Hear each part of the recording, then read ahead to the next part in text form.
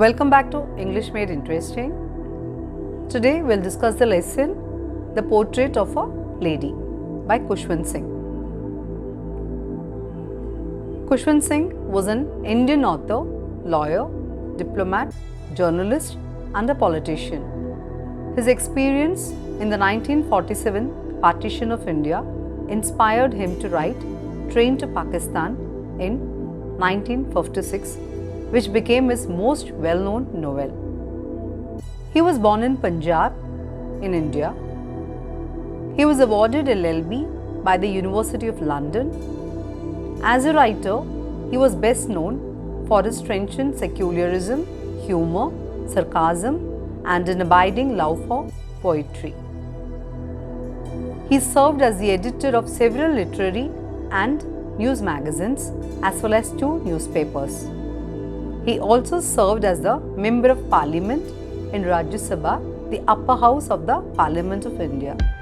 He was awarded the Padma Bhushan in 1974 and Padma Vibhushan in 2007. The lesson The Portrait of a Lady is a part of an autobiography by Khushwant Singh. In this story, the author draws a heartwarming pen portrait of his grandmother who brought him up. He beautifully unfolds their relationship and also describes his association with his grandmother and the changes that came about in their relationship with the passage of time. Her simplicity and beauty left an indelible imprint on the poet's mind. The story is a loving tribute from a grandson to his grandmother. The story gives a picture of human relationships and is a realistic account of how the grandparents give all their time, love and attention to their grandchildren. Now, I will tell you the summary of the lesson, The Portrait of a Lady. It is a heartwarming pen picture of Khushwant Singh's grandmother who brought him up.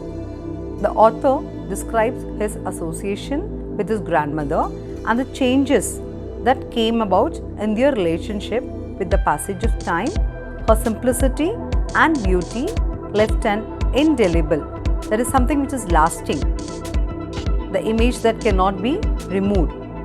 So the beauty of his grandmother left an indelible imprint on the poet's mind.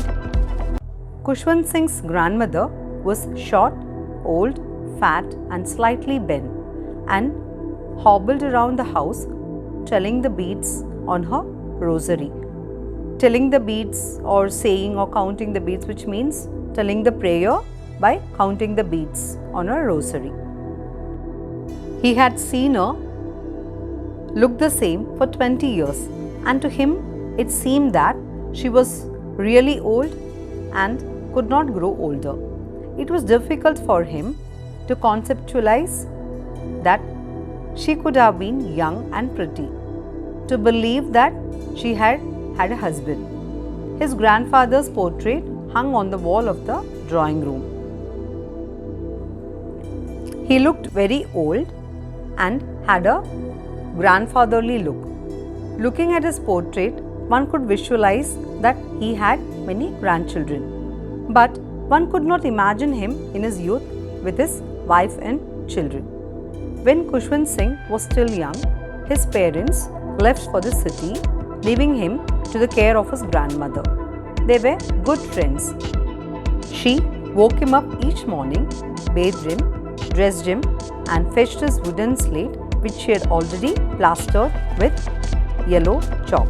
Gave him breakfast, which was a stale buttered chapati with sugar sprinkled on it, and walked him to school. The school was attached to a temple, while Khushwant Singh and the other children sat in the veranda learning the alphabet and morning prayers. His grandmother sat inside the temple reading scriptures. After they had both finished, they would head back home. On their way, she fed the dogs each day with the stale chapatis that she carried with her.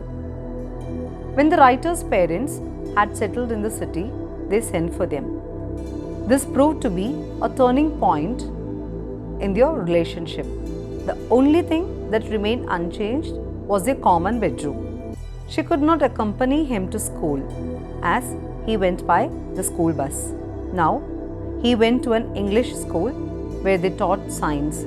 She could not understand English and did not believe in science. The fact that they were not taught about God made her unhappy. Khushwant Singh's learning music in school made her unhappier as she felt it was not meant for gentlefolk.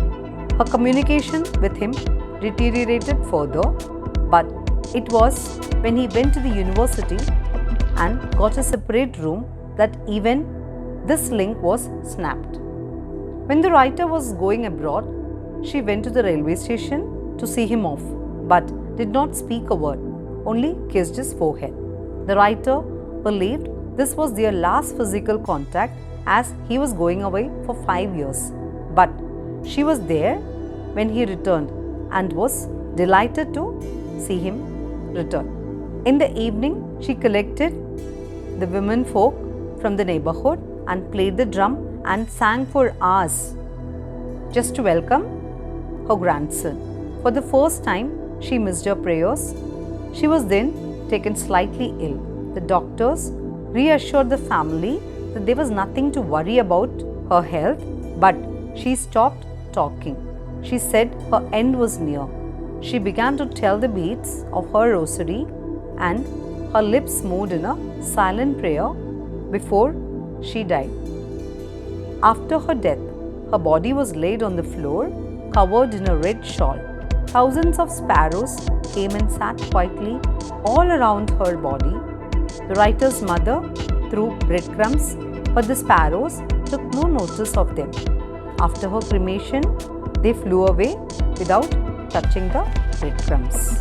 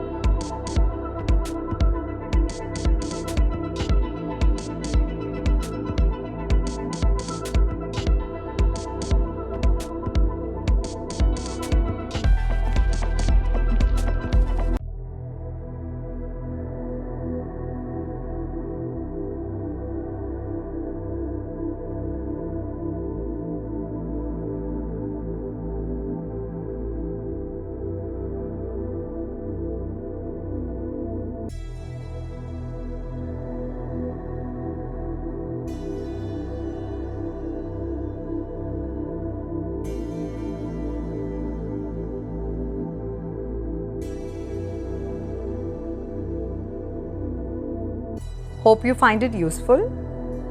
Thanks for watching. Take care and stay safe.